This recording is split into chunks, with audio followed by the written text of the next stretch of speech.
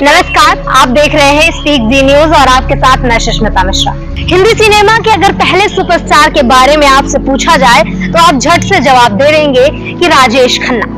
लेकिन अगर आपसे पूछा जाए कि पहली सुपरस्टार फीमेल कौन थी तो क्या आप बता पाएंगे? नहीं। तो चलिए हम आपको बताते हैं कि पहली सुपरस्टार अभिनेत्री कौन थी।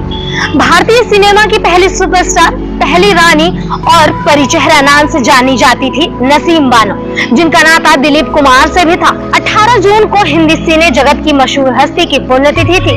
4 जुलाई 1916 को पुरानी दिल्ली में जन्मी नसीम बानो ने 1930 और 1940 के दशक में अपनी खूबसूरती और अभिनय की ताकत से सिनेमा जगत को नई ऊंचाइयों तक पहुंचाया था।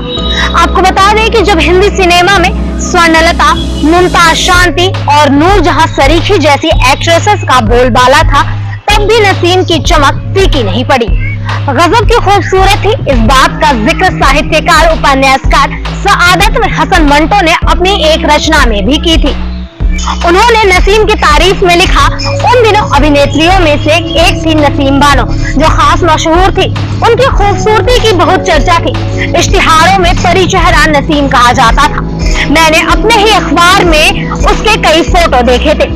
खुश शक्ल थी, जवान थी, खास तौर पर आंखें बड़ी पुरकशिश थी, और जब आंखें पुरकशिश हो तो सारा चेहरा पुरकशिश बन जाता है। संगीतकार नौशाद ने उन्हें परिचेहरा उपनाम दिया था, जो उनकी खूबसूरत और आभा का प्रतीक माना जाता था। दिलीप कुमार और अमिताभ बच्चन जैसे दिग्गजों ने उन्हें भारतीय सिनेमा की सबसे खूबसूरत अभिनेत्री करार दिया था। उनकी बेटी और बीते जमाने की खूबसूरत अभिनेत्री सायरा बानो ने खुद बताया कि उनकी सुंदरता सिर्फ चेहरे तक सीमित नहीं थी, उनकी परंपरा में भी झलकती थी। नसीम बानो की कहानी न केवल एक अभिनेत्री की है, बल्कि ऐसी महिला की है जिसने अपने समय की रूढ़ियों को तोड़ा और भारतीय सिनेमा में अमिट छाप छोड़ी। नसीम बानो का जन्म रोशन आरा बेगम के रूप में एक ऐसे परिवार में हुआ जहां कला और संगीत की गहरी जड़ें थी। उनकी मां चमनिया बाई, जिन्हें शमशाद बेगम के नाम से भी जाना जाता था, उस दौर की मशहूर गायिका और तवायफ थी।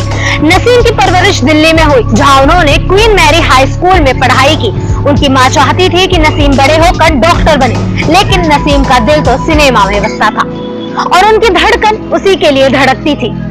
अभिनेत्री सुलोचना के प्रशंसक नसीम का सपना था कि वह भी बड़े पर्दे पर चमके।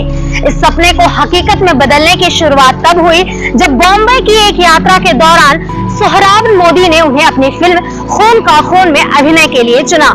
हालांकि नसीम की मां नहीं चाहती थी कि उनकी लाडली अभिनय की दुनिया में कदम रखे।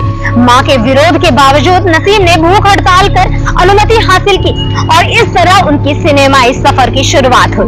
नसीम की असली पहचान सन 1939 में आई सोहराब मोदी की फिल्म पुकार से बनी, जिसमें उन्होंने महारानी नूरजहां का किरदार निभाया था। इस फिल्म का प्रभाव इतना गहरा था कि दर्शक सिनेमा हॉल में जूते उतार कर प्रवेश करते थे, मानो वे मुगल दरबार में कदम रख रहे हों। नसीम ने अपने करियर में बड़े प्रयोग किए। उन्होंने सिनेमाई, फैशन और मेकअप के क्षेत्र में क्रांति ला दी।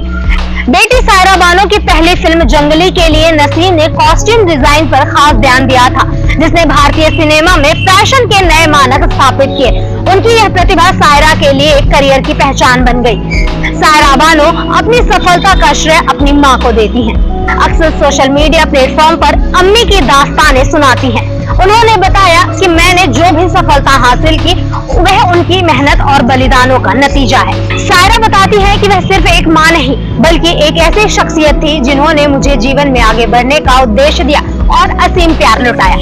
नसीम की निजी जिंदगी काफी प्रेरणादायक थी। उन्होंने अपने बचपन के दोस्त आर्किटेक्ट मियां एहसान उल हक से शादी की और ताजमहल पिक्चर्स बैनर की शुरुआत की।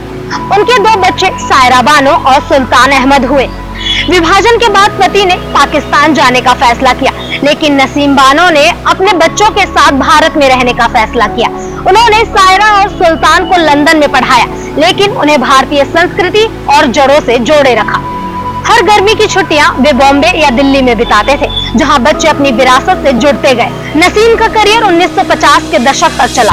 उन्होंने न केवल अपने अभिनय से, बल्कि अपनी सादगी, मेहनत और नए प्रयोग से सिनेमा जगत को समृद्ध किया। 18 जून 2002 को 85 वर्ष की उम्र में मुंबई में उनका निधन हो गया, लेकिन विरासत आज भी हिंदी सिनेमा की मुरीदों में जिंदा है। फिलहाल के लिए इस वीडियो में इतना ही। मुझे दीजिए इजाजत। नमस्कार।